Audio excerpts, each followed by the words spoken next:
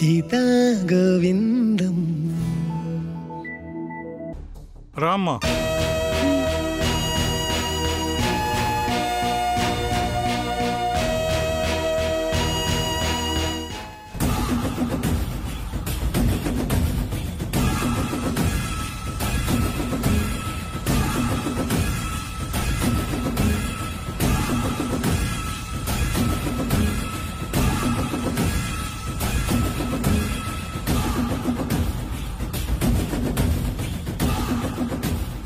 ముక్కోటమ్మా, నా బండి ఎవరు వేసుకుపోయినారు? నీ పెండ్లా వేసుకుపోయినది. ఏంది? అవును, నేనే పంపిన. బండి దానికిచ్చి పంపిస్తే నేను పాలెట్టా పోసేది? నువ్వు పాలు పోయాల్సిన పనిలే, ఆ పైసలు తీసుకుపోయి మందుకు తగలట్టాల్సిన పనిలే. ఈ దినం నుంచి కోడలే పాలు పోచ్చాది, పైసలు తెచ్చాది. ముక్కోటమ్మా, తప్పు చేస్తా ఉండవు. ఏమిరా తప్పు చేసేది? తాగుపోతు సచ్చినోడా. ఈ దినం నుంచి ఎట్టా తాగుతావో నేను చూచ్చా.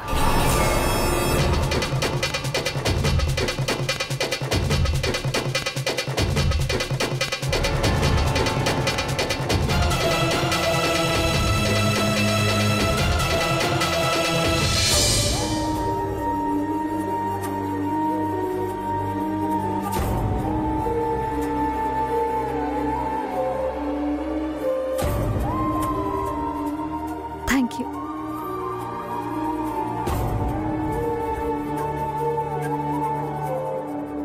కొత్తగా కాపురానికి వచ్చిన ఇంటి పని వంట పని ఏదో నెట్టుకొస్తుండవు గానీ ఈ పాల వ్యాపారం మాత్రం తలపోటు. ముక్కోటమ్మ ఎప్పుడు ఏ నిర్ణయం తీసుకుంటుందో ఎవ్వరూ ఊహించలేమమ్మా. పర్లేదు తాత, నేను చూసుకుంటాను కదా. నీకు బండి నడపడం వచ్చింది అన్నప్పుడే బయట వ్యవహారాలు కూడా చూడగలవని నమ్మకం కలిగిందమ్మా. కానీ చాలా మంది మాయుగాళ్ళు ఉంటారు, లెక్కల్లో తేడా చేస్తారు. ముక్కోటమ్మ దగ్గర తేడా వస్తే అస్సలు క్షమించదు. చాలా జాగ్రత్తగా ఉండమ్మా. అవన్నీ నేను చూసుకుంటాను తాత, మీరు ధైర్యంగా ఉండండి.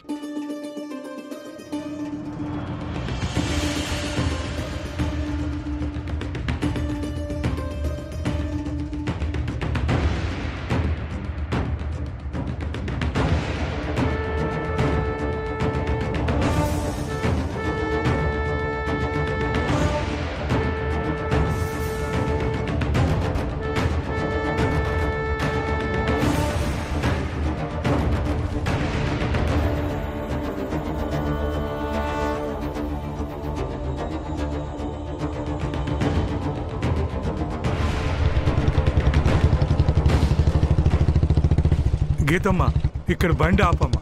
ఆపమ్మా, ఆపు, ఆపమ్మా.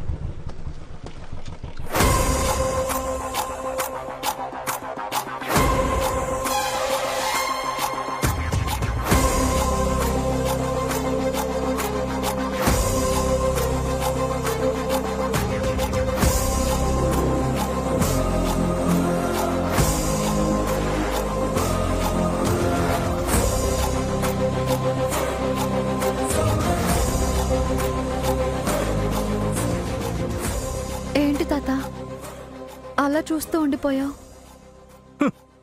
చూస్తూ బాధపడటం తప్ప ఏమీ చెయ్యలేం కదమ్మా. బాధెందుకు తాత? చూస్తుండవు కదమ్మా, పిల్లలతో సందడిగా ఉండవలసిన బడి ఇట్ట బోసిపోయింది. ఎందుకు పిల్లలు స్కూల్కి రావటం లేదు? చదువు అంటే ఇష్టం లేని ముక్కోటమ్మ ఈ బడిని పశువుల కొట్టంగా మార్చుండాది. కొన్ని వందల మంది చదువు నేర్చుకున్న ఈ బడి చదువుల గుడి ఎట్ట తయారై ఉండదు చూడు. ఇట్ట చూస్తా ఉంటే నా గుండె తరుక్కుపోతా ఉండదమ్మా. బడి మూసేశారని బాధపడుతున్నారా తాత? అంటే మీకు చదువంటే అంత ఇష్టమా? ఇష్టమా? మన ఇల్లే చదువుల నిలయం తల్లే. ఈ బడి ఎవరు కట్టించుండారో తెలుసా? నా కొడుకు, మీ మావ.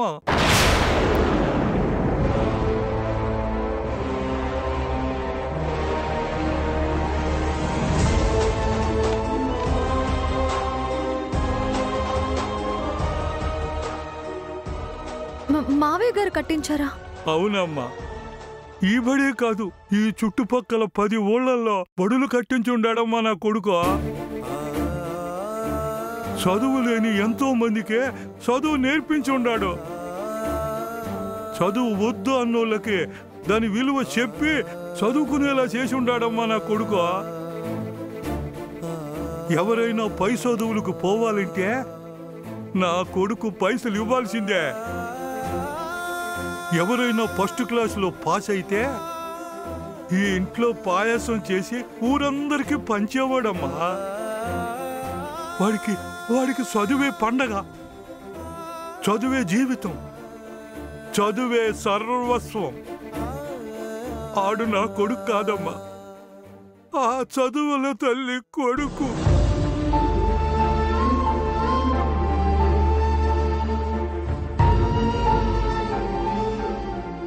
మరి ఇప్పుడు ఇలా ఉందేంటి తాత? ఏముందమ్మా, నా తలరాత. అర్థం చేసుకునే ఆడది లేకపోతే ఎంతటి మొగాడైనా ఏమీ చెయ్యలేడు. నా కొడుకు చదువుతో అందరి జీవితాల్లో ఎలుగు నింపుతా ఉంటే ముక్కోటమ్మకే తరిగిపోతున్న ఆస్తులు కనిపించాయి. అంతే, నా కొడుకు నాకు లేకుండా పోయాడు. నా కొడుకు బడుల కోసం ఇచ్చిన చోట్లన్నీ వెనక్కి లాగేసుకొని అసలు బడే లేకుండా ఈ ఊళ్ళో చదువే లేకుండా చేసేసిందమ్మా. నాకన్నిటికంటే బాధ కలిగించే విషయం ఏమిటో తెలుసా? నా కొడుకు ఊరందరికీ చదువులు నేర్పిస్తే ఆడి కొడుకులు మాత్రం చదువు లేని సన్నాసుల్లా మిగిలిపోయారమ్మా. బాధపడద్దు తాత. బాధ కాదమ్మా, ఇది ఆవేదన. చదువు తెలిసిన వారికే ఈ వేదన ఏమిటో అర్థం అవుతుంది. మీ నాయన పంతులంటగా ఆయన పోయి అడుగు. ఇంకా ముసలాడు ఆ బాధని తట్టుకొని ఎలా బతికున్నాడు అని అడుగుతాడు. ప్రత్యేకించి ఎవరినో ఎందుకు అడగడం తాత? ఇక్కడ అదే వేదన నేను అనుభవిస్తున్నాను. కానీ ఇప్పుడు నువ్వు చెప్పిన మాటలు విన్నాక కాస్త ఉపశమనం కలిగింది తాత. ఈ ఇంటికి కోడలిగా నన్నెందుకు దేవుడు పంపాడో ఇప్పుడు తెలుస్తుంది నాకు పూజారి తాత. వెళ్దామా తాత? సరేనమ్మా, పోదాం. మళ్ళా ఆలస్యం అయితే ఇంతసేపు ఏం చేసి ఉండారని కూపి లాగుద్ది ముక్కోటమ్మా. ఇంకో ముఖ్య విషయం అమ్మా, నిన్నిక్కడ తెచ్చానని బడుల విషయం చెప్పానని ముక్కోటమ్మకి చెప్పకు. ముసిలోడినని కూడా చూడదు. అలాగే తాత.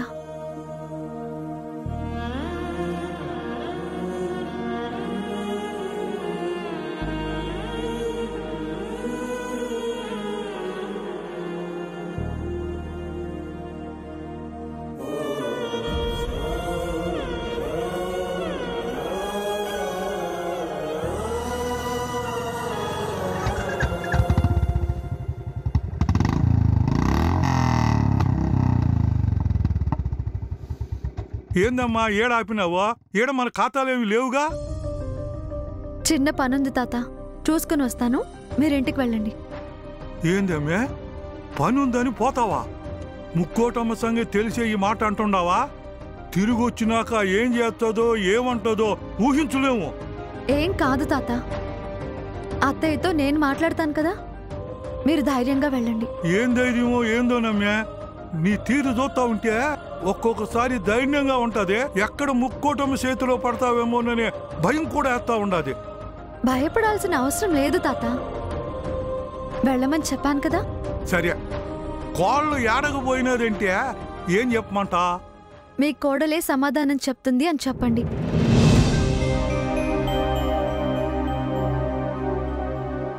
ముక్కోటమ్మకి సమాధానం చెప్పుకుంటుందా? ఈ పిల్లకి ఇంత ధైర్యం యాడ్ నుంచి వచ్చి ఉండాదే? పొద్దునికి ఇప్పటికి చాలా తేడా ఉండాది. మధ్యలో ఏం జరిగిందబ్బా? ఏదైతే అది అయింది గానీ నిజంగా గీత సమాధానం చెప్పే ముక్కోటమ్మ నోరు ముగిస్తే ముక్కోటమ్మని ఎదిరించిన కోళ్ళు వచ్చిందని సంతోషించొచ్చు.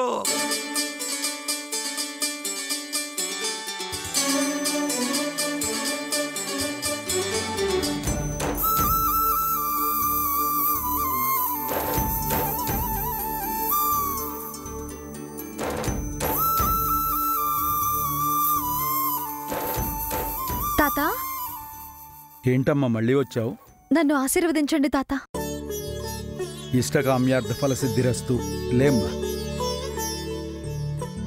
ఏంటి విషయం తల్లి? పొద్దున వచ్చినప్పట్లా లేవే. మొహంలో ఏదో తెలియని ధైర్యం, సంతోషం. ఇది మా గీతమ్మంటే. ఇలాగే ఉండాలమ్మా. నిజమే తాత, గీత అంటే ఇలాగే ఉండాలి. కానీ పొద్దున్న మీ దగ్గరకొచ్చి ఎంత అజ్ఞానంతో మాట్లాడానో కదా. అన్ని దారులు మూసుకుపోయాయి అని అన్నాను కదా. కానీ అసలు దారి మర్చిపోయానేంటి తాత? అదే బాధ్యత. ఇది నా కుటుంబం. వాళ్ళని మార్చుకోవాలన్న బాధ్యత నాది అన్న సంగతి మర్చిపోయాను. నా భర్త, నా అత్త, నా కుటుంబం తాత. వాళ్ళని వదిలేసి ఎలా వెళ్ళిపోవాలనుకున్నాను? అసలు ఆలోచన రావటమే తప్పు. అంటే నువ్వు చదువుకున్నదానివి. వాళ్ళకి చదువు విలువ తెలియదు కదమ్మా. అందుకే అలా అనిపించింది. నీ స్థానంలో ఎవరున్నా అలాగే ఆలోచిస్తారు. ఆలోచించకూడదు తాత, తప్పు. మా నాన్న కూడా రెండో పెళ్లి చేసుకున్నారు. వచ్చిన అమ్మకి చదువు అంటే ఇష్టం లేదు. అయినా సర్దుకుపోయి నేనెలాగోలా చదువుకున్నాను కదా. మరి వీళ్లతో ఎందుకు సర్దుకోలేకపోయాను? అసలు నా ఆశయమేంటి? బాగా చదువుకొని చదువురాని వాళ్ళందరికీ చదువు నేర్పించాలనే కదా. మరి ఈ చదువురాని వాళ్ల మధ్య పడేస్తే వాళ్ళకి ఎలా చదువు నేర్పించాలో ఆలోచించాల్సింది పోయి అంతా అయిపోయిందని ఎందుకు భయపడిపోయాను? పైగా చనిపోవాలి అన్న ఆలోచన రావడమేంటి? అక్కడ మా నాన్న, ఇక్కడ నా భర్త, అందరూ ఏమైపోతారు? ఇంకో విషయం ఏంటంటే, నా కుటుంబమేమి చదువు విలువ తెలియంది కాదు. మా మావయ్య గారు ఎన్నో స్కూళ్లు కట్టించి ఎంతో మందికి చదువు చెప్పించారు. వేరే కారణం వల్ల చదువుకి దూరంగా ఉన్నారే కానీ వాళ్ళ నరాల్లో ఉన్నది చదువే తాత. ఇప్పుడు నేను వజ్రాలని తయారు చేయాల్సిన అవసరం లేదు. వాటిని సాన పెడితే చాలు. చాలా సంతోషం తల్లి. ఏదైనా మనం ఆలోచించేదాన్ని బట్టే ఉంటుందనడానికి ఇప్పుడు నీ ఆలోచనే నిదర్శనం. ఆ భగవంతుడి ఆశీర్వాదం నీకెప్పటికీ ఉంటుంది. తాత, నా భర్త పేరు మీద, మా అత్తయ్య పేరు మీద అర్చన చేయండి. అలాగేనమ్మా, తప్పకుండా చేయిస్తాను.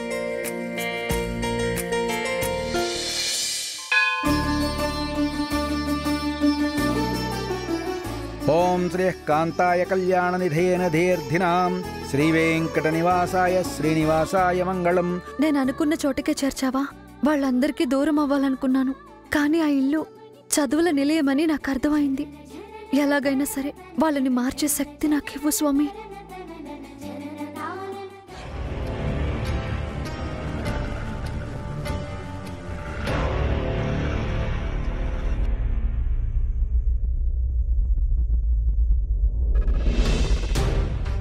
పాలు పోసేదానికి బండి తీసుకుపోయి ఇంకా రాలేదేంటి?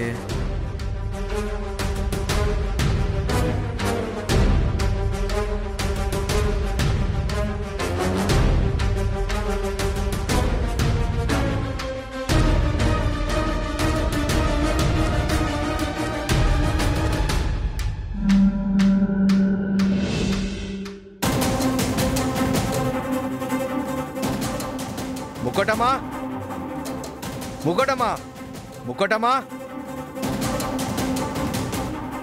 ఏమిరా అట్టా అరుస్తాండావు?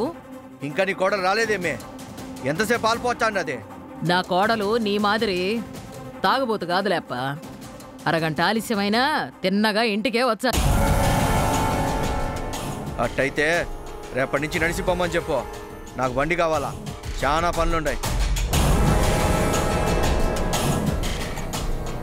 తాగటం తిరగటం తప్ప నీకేం పనులుంటాయిరా పనికి మాలినోడా.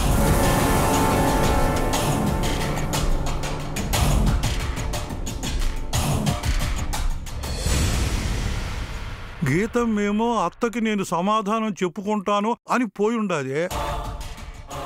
ఇక్కడ ముక్కోటమ్మ ఏమంటాదో ఏమో. ముక్కోటమ్మ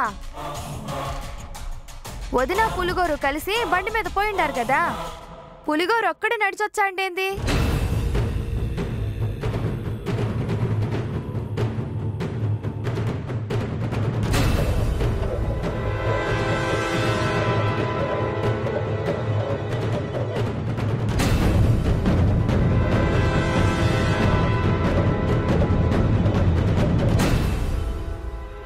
ఏంది పెద్దాయనా, ఒక్కనివే నడుచుకుంటూ వచ్చిండావు? కోడలు పిల్లేది? అది ఏదో పని ఉండాది, చూసుకొస్తానని పోయి ఉండాది ముక్కోటమ్మా.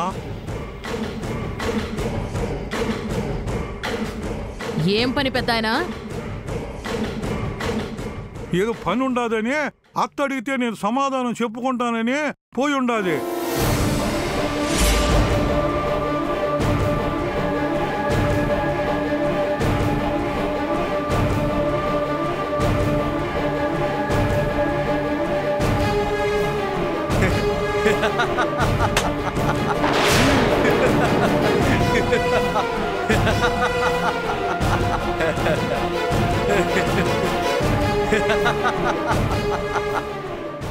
ఇందాకేమన్నా ముక్కోటమ్మా, నా కోడలు నీ మాదిరి తాగుబోతు కాదు, తిన్నగా ఇంటికి వచ్చాదని చెప్పుండవు కదా. ఇప్పుడేం చేసినాదో చూడు. వ్యాపారం చేయమని బండిచ్చే పెత్తనానికి పోయినది. ఇప్పుడేం చేస్తావు ముక్కోటమ్మా?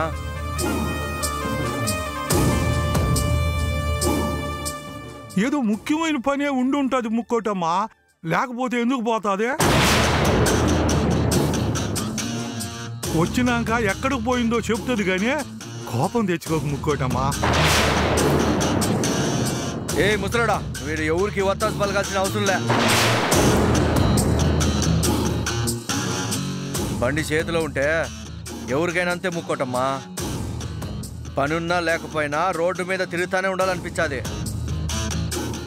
నీ కొడుకైనా నీ కోడలైనా జరిగేది ఇదే. నీ చేతిలో ఏది ఉండదో అది తెలుసుకో నువ్వు ముక్కోటమ్మా.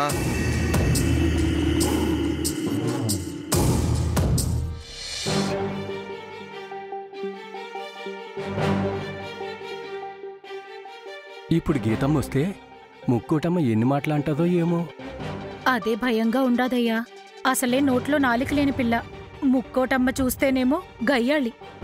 ఏమంటుందో ఏమో, ఈ మాటలన్నీ ఎట్టా పడుతుందో ఏమో. ముక్కోటమ్మ సంగతి తెలిసిన కదమే, అయినా చెప్పకుండా ఎందుకు పోయినది? వాళ్ళయ్యకి బాగోలేదు కదయ్యా, గుర్తొచ్చి సూన్నికి పోయిందేమో. అదేదో ముక్కోటమ్మకి ఒక మాట చెప్పిపోయింటే సరిపోయిండేది కదా. పోనీ పెండ్లం కదా అని గోవింద ఏమన్నా దండుగా నిల్చుంటాడా అంటే ఇంకా అగ్గి రాజాచానే ఉండాడు. ఏమైతాదో ఏమో, కానీ నీళ్ళిపోయి.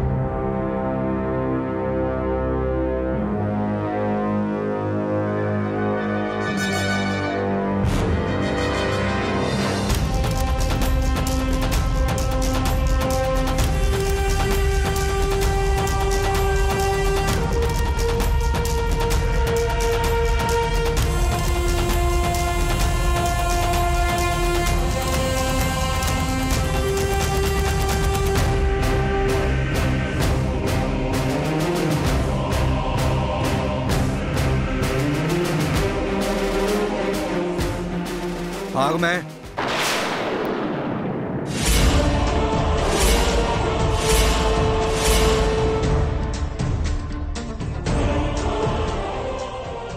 పులిగోరు, పొద్దున్న బయటకు పోయిన వదినకి ఇప్పుడు తిరిగి వస్తున్న వదినకి చాలా తేడా కనిపిస్తుండలే? ఆ తేడా నాకు ఇందాకే కనిపించుండది జయమ్మ. కానీ ఇప్పుడు ముక్కోటం ఏమంటదో చూడు. పైసలిచ్చి పోమ్మే. ఏం పైసలు? పెద్ద హీరో లెక్క బండేసుకుని మరీ పాలు పోసి వచ్చినావు కదా, ఆ పైసలు. అవి మీకివ్వను, అత్తయ్య గారికి ఇస్తాను. మీ అత్తయ్యకి ఇచ్చేదేందే? అవి నా పైసలు. ఇటే.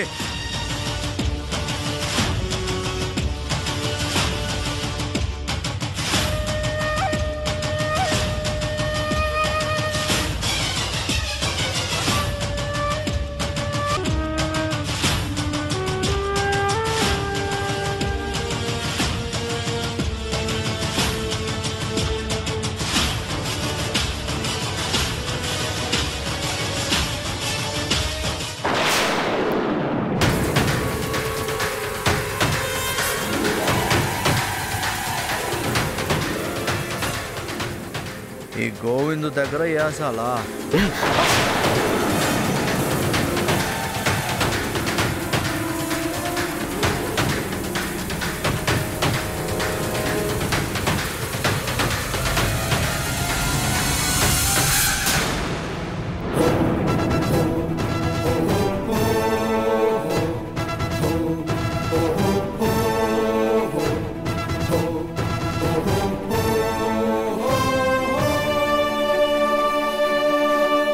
మే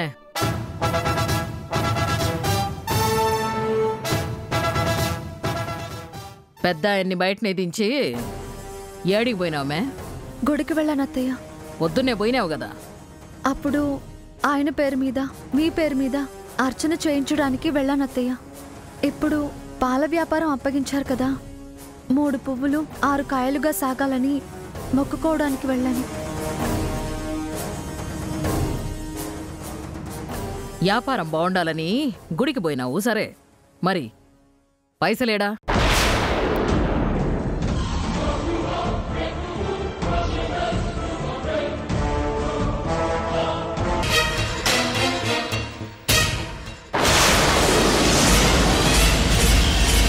గీత సర్టిఫికెట్లు చూచే ఇంకేమైనా ఉండదా? కూతురికి చదువు రాదని అబద్ధం చెప్పి పెళ్లి చేసినావని ముక్కోటమ్మ పైసలు ఇమ్మని అడిగితే 30 లక్షలు యాడిచ్చేది? వీటిని తగలెట్టేచ్చే ఏ బాధ ఉండదు.